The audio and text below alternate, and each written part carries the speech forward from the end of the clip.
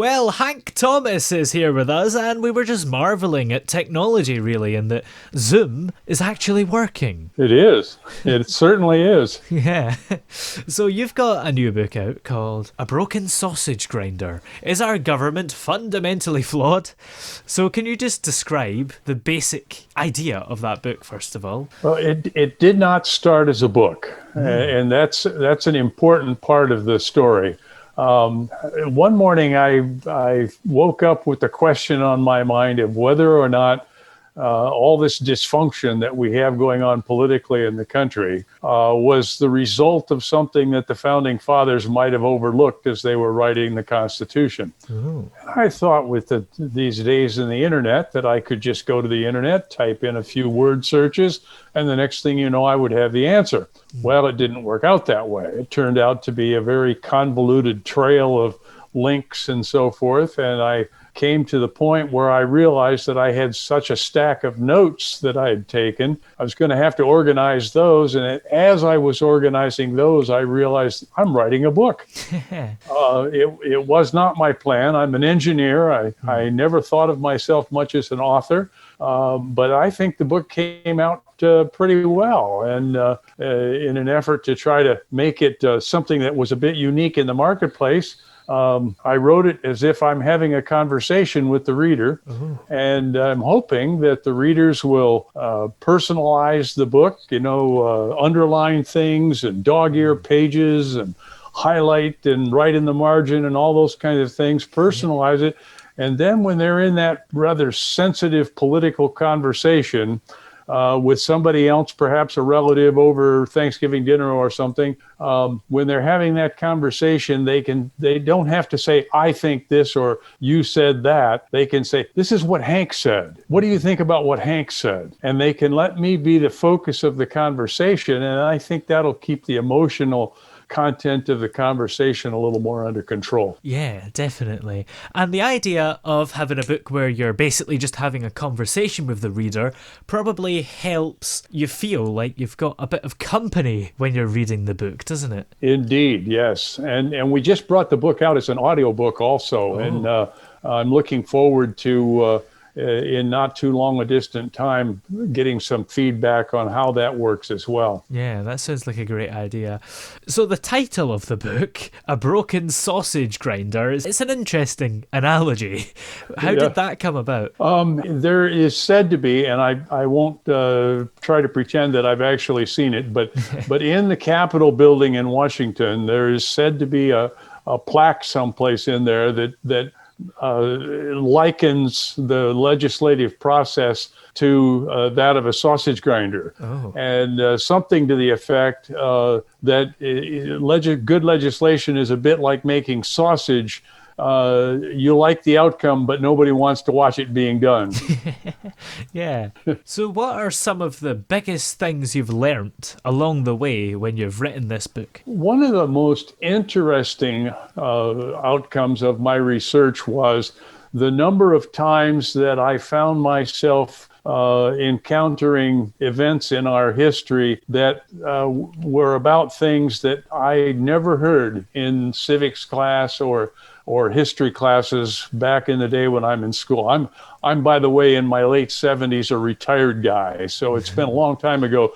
But there are things that I just had never heard in either my history or my civics classes, and here I was confronted with them as significant parts of our American story. And I think that really caught me a bit by surprise. I didn't expect it to be, that I would learn everything in the history class, but I sure didn't think there were so many things that had been left out. Yeah, that's for sure. So how long did this book actually take you to write then? Well, I started the research in 2011. It was shortly after the midterm, or in the time frame of the midterm elections within President Obama's first term. Wow. They had just completed the Affordable Care Act, and of course that was a very dysfunctional kind of piece of legislation. There was a lot of back and forth between the two sides of the political aisle, and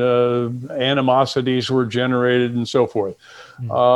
that's when the research began, and it just seems like ever since then, the first edition was published in 2012. Then I updated it in a second edition just about 3 years ago, and just brought everything kind of up to date.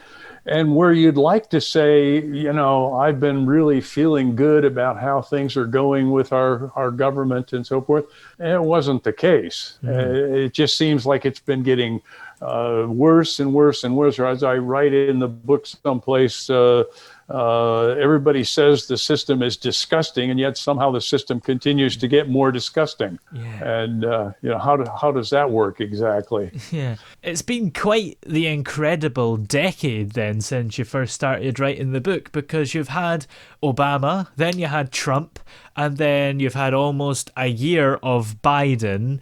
And I suppose policy-wise, Obama and Biden are very similar, of course, but Trump is a bit of an odd one out in terms of all presidents, really, isn't he? Yes, and yet, I think if we had been really honest with ourselves, we would have seen that style of politics coming our way. Yeah. It was going to happen eventually, whether it was him or somebody else. But I think there's been a good deal of governmental dissatisfaction for quite a long time. And in fact, I take it all the way back, the real uncivil approach to government. I take that all the way back to the time of President Clinton and Speaker Gingrich. When the two of those were battling back and forth, and things, Speaker Gingrich kind of took us over a threshold with some of the things that were going on then, the contract with America and such. It kind of took us over a threshold, and we realized that somehow the political dialogue could be less civil, and it might even be more fun if it was less civil or something. I don't know. And I think that's kind of where, and then it's just sort of slid downhill from there. And we've gotten to the point where we're really getting pretty far over the edge, I think. And how have you found Joe Biden's presidency? Because I guess is the country still divided, despite there being a president that I suppose is less divisive than Trump? Well, in his own way, he is still quite divisive anyway. He's trying to do some things with the current big infrastructure bill, the $3.5 trillion one. Who ever heard of a $3.5 trillion anything coming out of an election? I mean, we can't even think with that many zeros in front of the decimal place. And here we are having that conversation as if we know what we're talking about. And of course we don't. I mean, we only have an idea. I think President Biden has been in some ways refreshing as a new president, but he's also brought along with him some controversy that has inflamed the base on the right side of the aisle.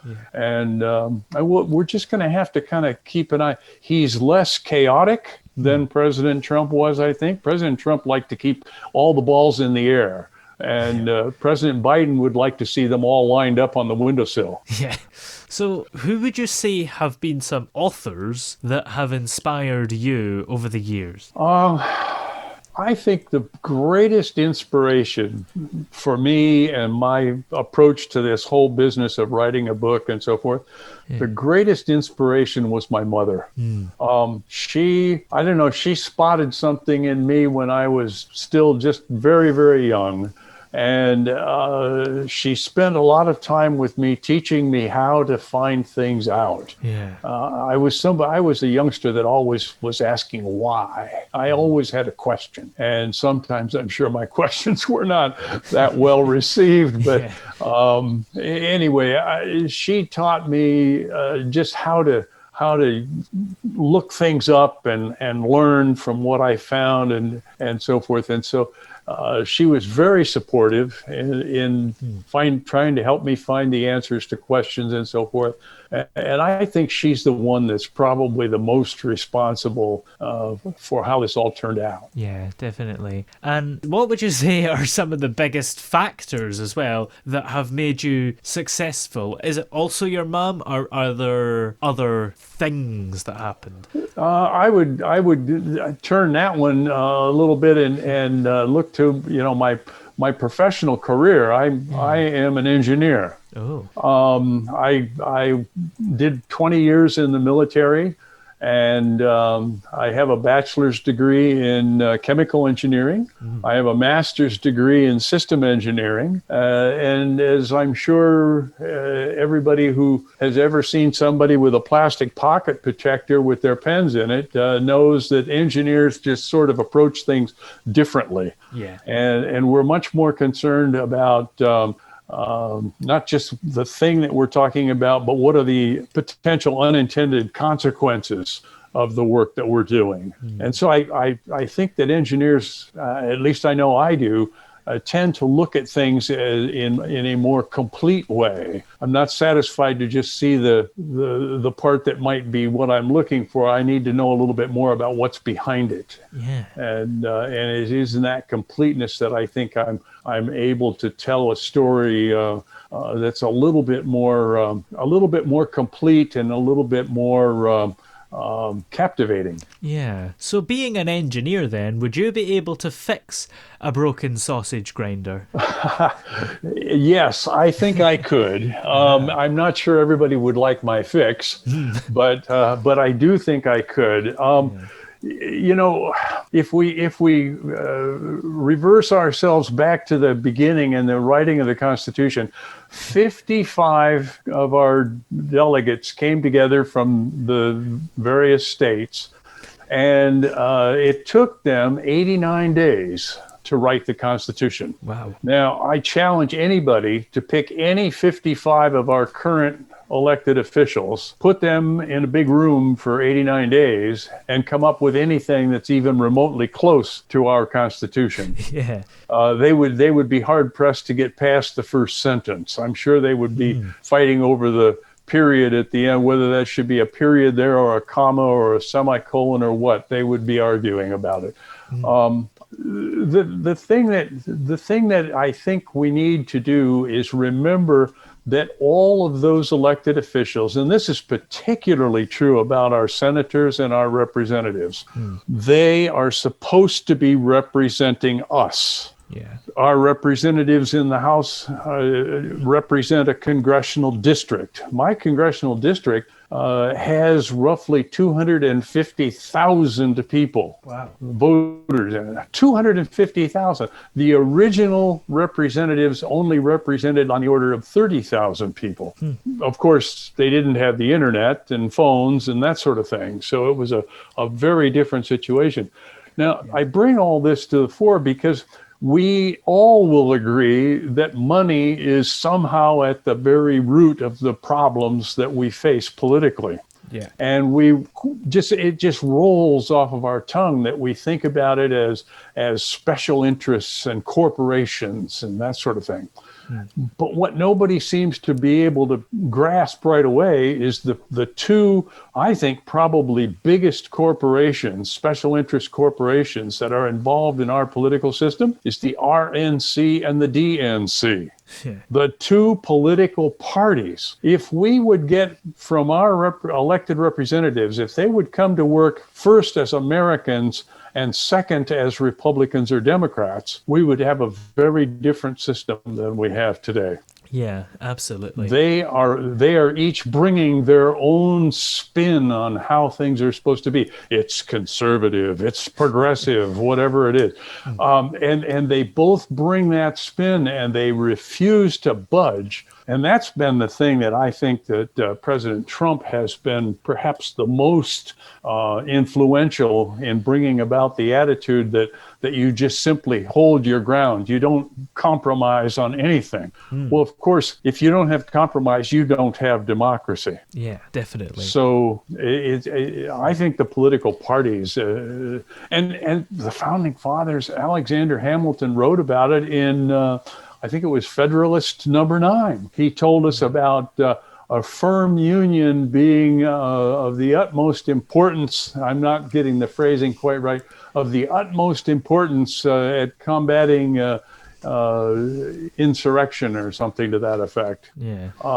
And he was talking about factions, and what are factions if not groups? And groups are political parties. Yeah. So how does this book compare to other books that are of a similar type? Because I guess there's been lots of books about American politics over the years. Oh my goodness, yes. I suspect we could probably spend days in a sizable library just looking at political books. I think without, I wouldn't by any stretch begin to say that I've read lots or a majority or anything like that of other authors' work in the world of politics. But I would suspect that one of the things that we would find different between my book and other books is that conversational approach to the writing. I don't get a lot of that. And of course, everything that is contained in the book would fall into the world of political science and history and civics and that sort of thing. And at least in my learning times back in the day, we spent a lot of time memorizing names and dates and places, but we didn't have any context for them. So it was just data points. Memorize this, memorize that. Well, that made the teacher's problem of grading papers a lot easier because you either got it right or you got it wrong. But I think in the book, as I write it, with this conversational approach, those are merely parts of a story, and they just sort of flow into the story. And you may come away from the story that I write, you'll remember the story, but you may not remember those dates as precisely as you would have expected, or even if you might have thought you should have. But in fact, they are all parts of a bigger story that continues on to this day. Yeah, definitely. So the book is called A Broken Sausage Grinder, Is Our Government Fundamentally Flawed? And where are all the places that we're able to find it? We can find it most easily on Amazon. We can get it there in either paperback or the audiobook. We didn't bring out a hard copy in the second edition like we did in the first edition. So we find it there. We can find it at Barnes & Noble. The audiobook can be obtained through the Apple store as well, and Audible, which is related to Amazon. Pretty much any bookstore could order it, no problem there. They wouldn't be expected probably to have it on the shelf if you walked through the door, but they could get it in relatively short order, I would think. I also have a website that I have been keeping up. It can be reached in a couple of ways. One is hankthomasblog.com, and the other one is abrokensausagegrinder.com. And either of them will take you to a blog site where I write about these various things that are happening politically, pretty much in real time. And people have, I've gotten a lot of comments of acceptance there. So I feel like I'm doing something that a lot of people are looking for. Yeah, definitely. Well, thanks very much for dropping by to our little show. It's been great having you here this afternoon. I appreciate the opportunity very much.